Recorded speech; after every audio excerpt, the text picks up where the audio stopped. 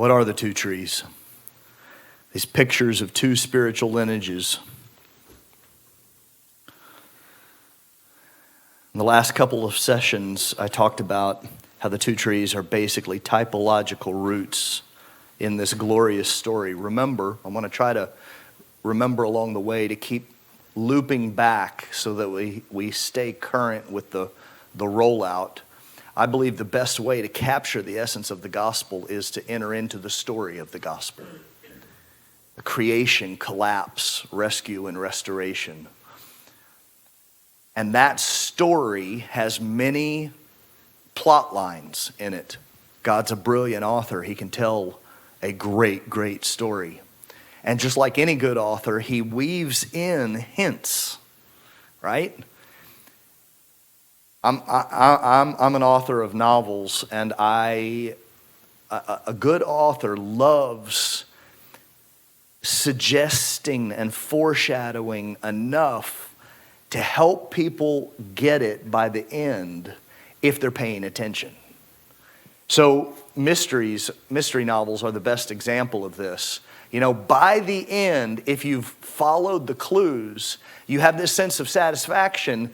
Before you know the butler did it with the candlestick in the living room, you've already got it figured out so that when it's finally revealed, you're like, I knew it. Why did you know it? Because the author carefully made sure you could know it if you were paying attention. So these typological roots are constantly telling us the story of God. Right in Genesis 1, 2, and 3, we have the creation, the collapse, and the rescue all prefigured and announced. Even though the restoration is yet to happen, those become the bookends of the story of God.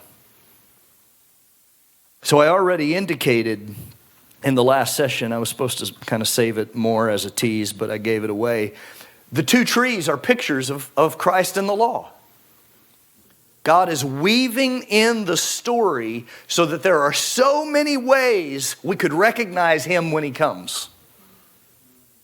He's making sure that history is replete with evidence after evidence. It's why creation is layered with his nature. It's why the word is layered with his character and virtues.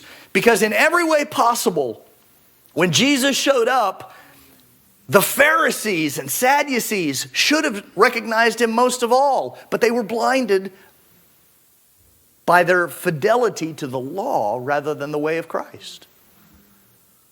The very ones that had been entrusted with the knowledge to recognize him most were blinded by that knowledge because it's poison. I don't mean the prophetic word. I mean the way that they were trying to relate to God according to the law made no room for Christ.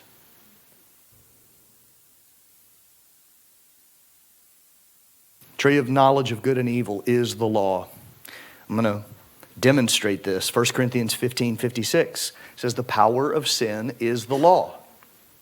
It's pretty plain. Power of sin is the law. When was sin introduced into the picture?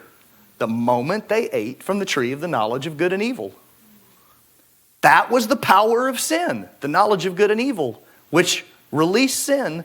The power of sin is the law.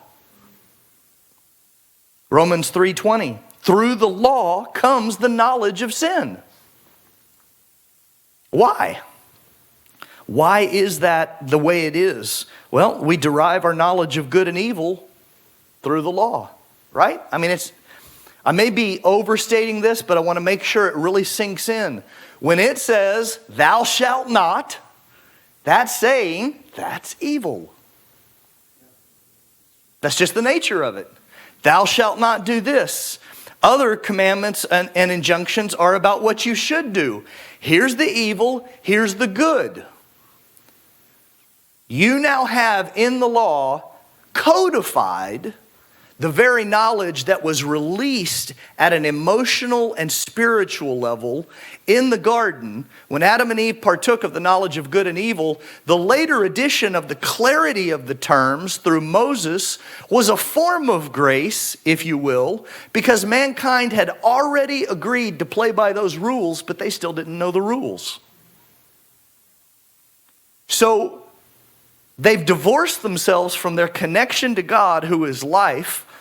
The curse is released. They're committed to a path of sin. They no longer have fellowship with God. Their spirits are darkened.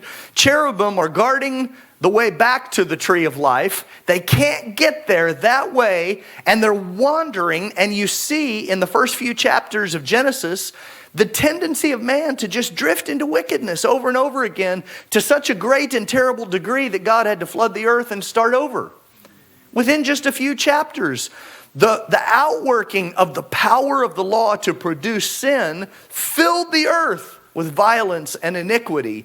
And God flooded the earth to start over. But at some point, he finally says, okay, these are the terms that you've agreed to, but it's not defined for you yet. It's a spiritual reality of the knowledge of good and evil, but you're still trying to figure that out on your own.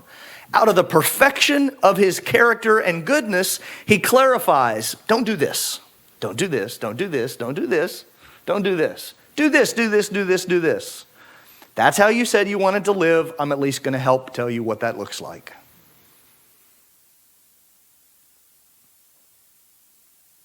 The function of the law is to define good and evil and to give us that knowledge along with the requisite prohibitions or allowances so that we can make informed decisions of how to live.